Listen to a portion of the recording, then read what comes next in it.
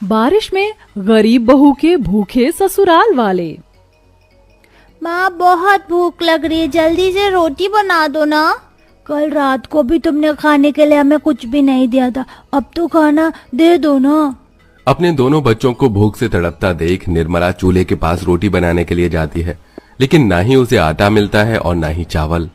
हे भगवान, अब मैं क्या करूं? घर में तो बिल्कुल भी राशन नहीं है और ना ही हाथ में एक पैसा है। लाला भी राशन बिल्कुल उधार नहीं देगा और सब लोग घर में भूखे हैं। भाभी, आपको इस तरह परेशान होने की कोई जरूरत नहीं है, हम सभी लोग पानी पीकर सो जाएंगे। लेकिन कब तक श्रेया? जीने के लिए खाना तो पड़ेगा ही। इतना कहकर निर्मला अपने परिवार को खाना खिलाने के लिए अपनी पड़ोसन श्रेया के घर पर जाती है। श्रेया, मेरे परिवार ने कल से कुछ भी नहीं खाया है, घर में बिल्कुल भी राशन नहीं है और पैसे भी खत्म हो चुके हैं, कुछ खाने के लिए दे दो। मेरे पास क्या कोई खाने का खजाना है जो मुंह उठाकर आ गई, लेकिन अगर तुम्हारे परिवार को खाने की इतनी जरूरत है तो मैं तुम्हें दे सकती हूँ, लेकिन एक शर्त है, आज मेरी नौकरानी नहीं आई है तो तुम मेरे घर के सारे काम कर दो, उसके बदले मैं तुम्हें खाना दे दूंगी। अपनी पड़ोसन श्रेया की बात सुनकर निर्मला की आंखों में आंसू आ जाते हैं, लेकिन अपने परिवार को इस तरह भूख से तड़पता देख निर्मला श्रेया की बात मान जाती है और एक नौकरानी की तरह उसके घर के सारे काम करती है, जिसके बदले श्रेया उसे रात का बचा कुचा खाना देती है और अब वही खाना निर्मला अपने पूरे ससुराल वालों को खिलाती है। बहू, तूने भी कुछ नहीं खाया है, थोड़ा सा तो खा ले, ऐसे कब तक भूखे पेट रहेगी? नहीं माँ जी, मुझे बिल्कुल भूख नहीं लग रही है, मैं लाल चाय बनाकर पी लूंगी, आप सब लोग खा लीजिए। अपने भूखे ससुराल वालों को देख निर्मला अपनी भूख को खत्म कर देती है और चूल्हे पर लाल चाय बनाकर पीने लगती है। सभी लोग खाना खा रहे होते हैं कि तभी तेज बारिश शुरू हो जाती है, जिससे उनके घर में बारिश का पानी आने लगता है। हे भगवान, क्या 2 पल की रोटी भी हमें चैन से खाना नसीब नहीं है। आप लोग परेशान मत हो, आप सब लोग खाना खाओ, मैं इस पानी को रोकती हूँ।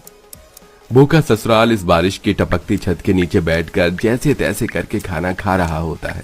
वहीं निर्मला भूखे पेट बार बार घर से बारिश के पानी को बाहर निकालने में लगी होती है। निर्मला का पति मानव कमाई के चलते शहर चला गया था। मानव के दिए हुए कुछ पैसों से तो निर्मला कुछ दिन घर का खर्चा चला लेती है, लेकिन पैसे खत्म होने के बाद अब पूरे परिवार को हर दिन भूख से तड़पना पड़ता है। आरती, मैं काम ढूंढने की तलाश में जा रही हूँ, तुम सबका ध्यान रखना। क्या हुआ आरती, तुम इस तरह बाहर क्या देख रही हो? भाभी, बाहर देखो ना, कितना अच्छा मौसम हो रहा है। ऐसे मौसम में तो पकौड़े खाने का मन कर रहा है, लेकिन यहाँ तो इस गरीबी में एक वक्त की रोटी मिल जाए वही बहुत काफी है। आरती, ऐसे उदास मत हो, एक दिन देखना हम लोग भी अमीर लोगों की तरह इस बारिश के मौसम को एंजॉय करते हुए पकौड़े जरूर खाएंगे। इतना कहकर निर्मला काम की तलाश में निकल जाती है।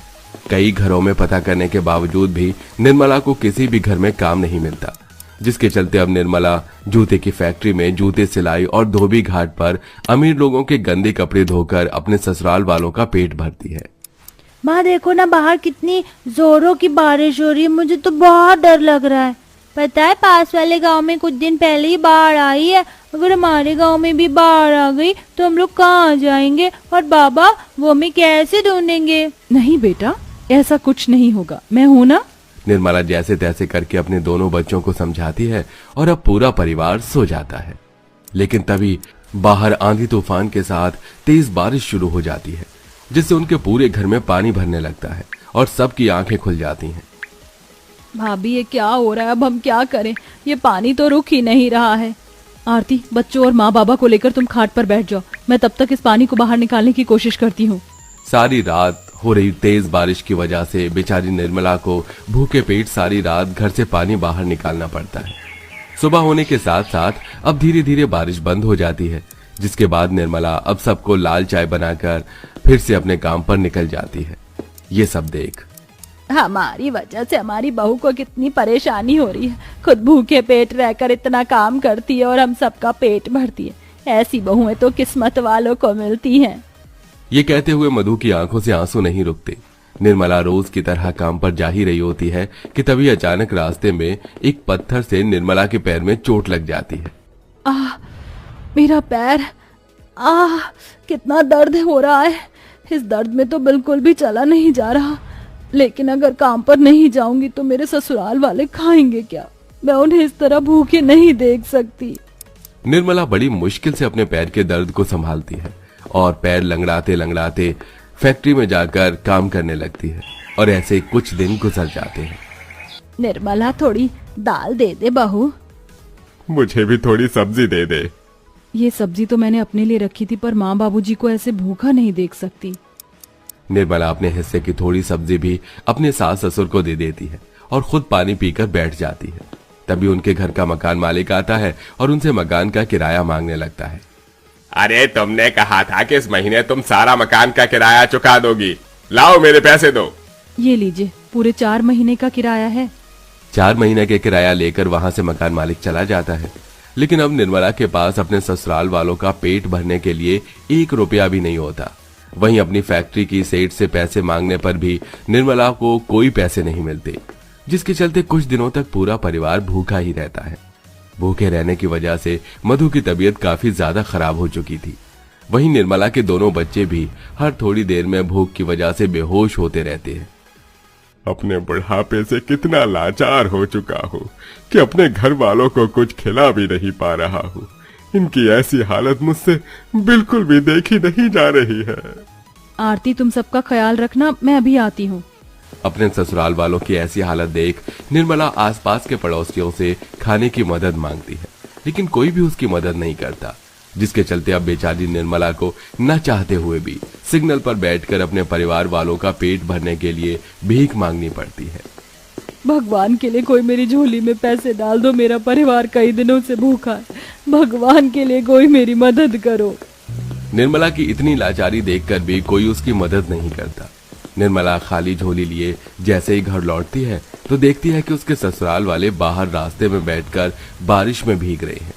थोड़ी देर पहले आई आंधी की वजह से उनके घर की छत हवा में उड़ जाती है और उनका घर पूरी तरह से बिखर जाता है, जिसे देख निर्मला अपने पूरे ससुराल वालों को लेकर रेलवे स्टेशन के प्लेटफॉर्म पर जाकर बैठ जाती है।